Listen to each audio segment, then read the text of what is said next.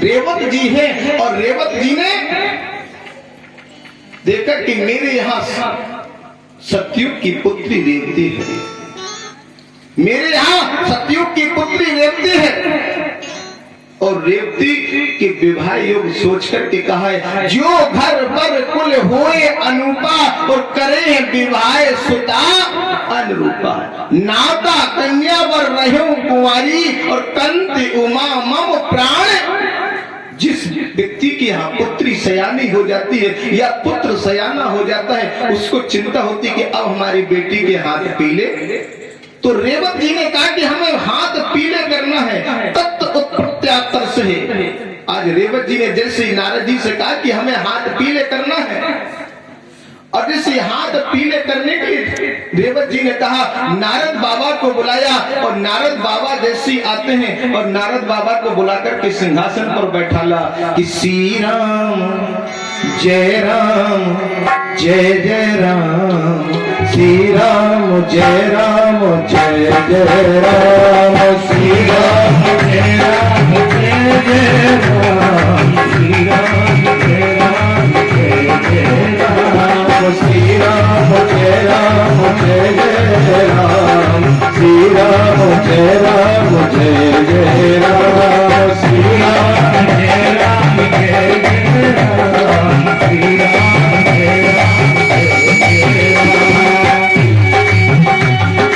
ऊपर हाथ करके ताली बजाते हुए बड़े भाव से बोलिए, राधे राधे।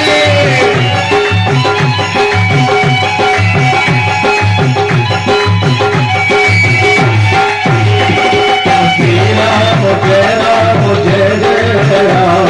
श्री राम जय जय राम,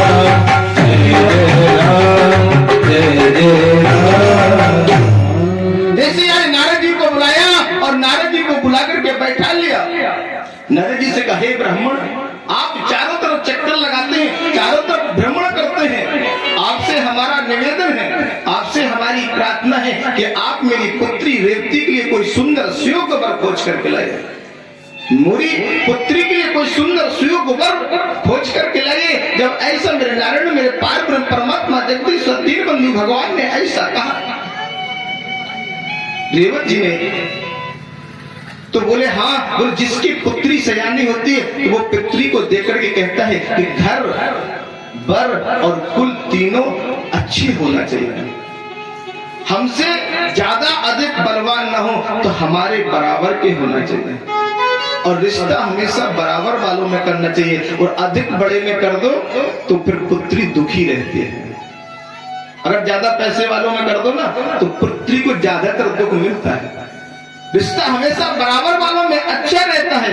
नारद जी ने कहा, हाँ, सुंदर वर है। बोले कौन? बोले बसदेव जी के पुत्र बलभद्र जी हैं।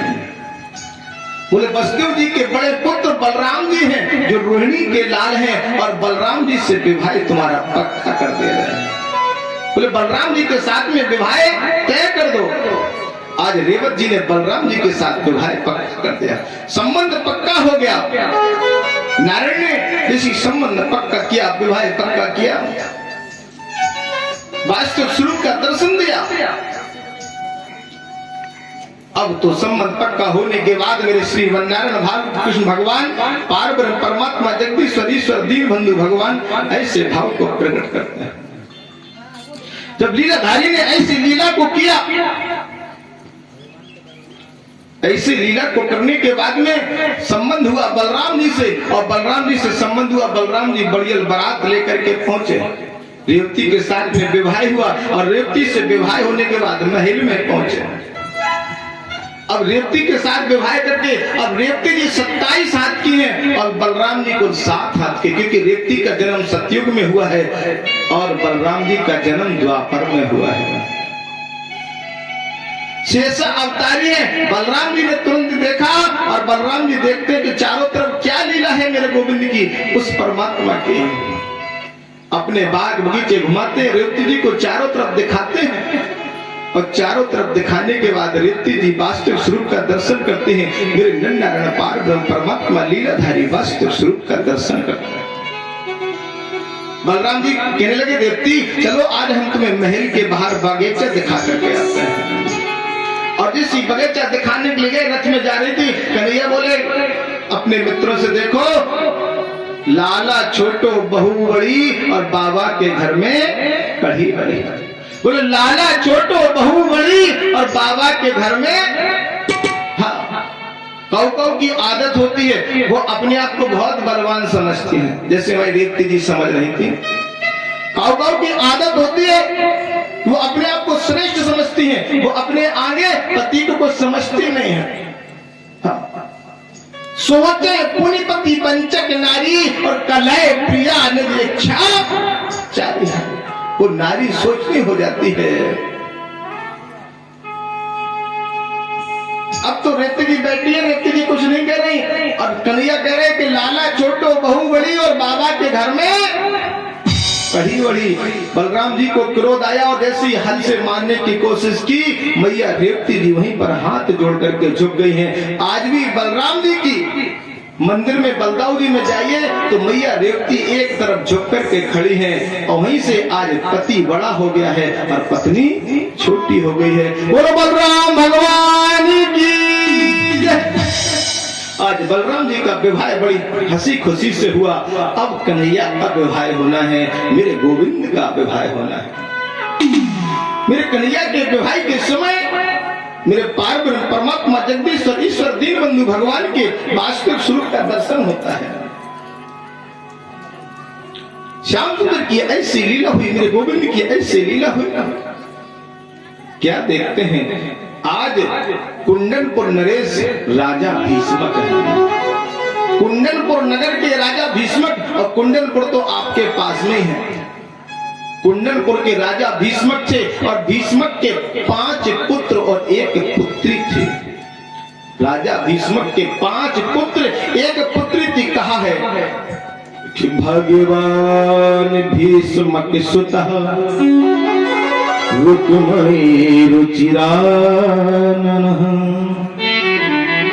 राक्षसेन विधानेन उपमेयति सुतः राजा शीदं भीष्मको नाम विद्याधिपते महा।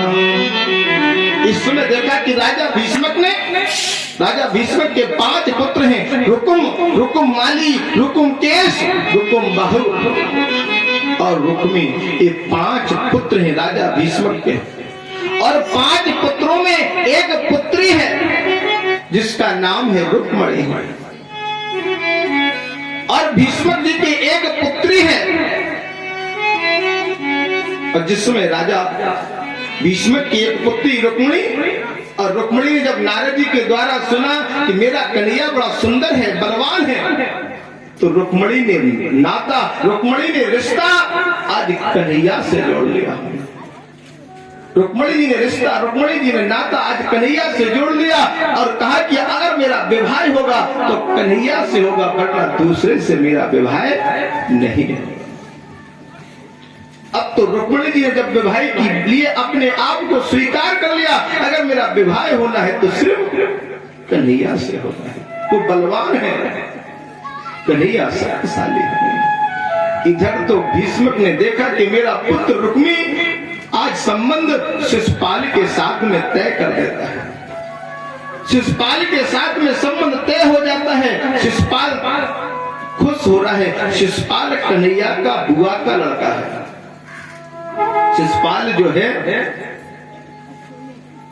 आज बुआ का लड़का है। शिशुपाल से संबंध पक्का हुआ और जैसे संबंध पक्का हुआ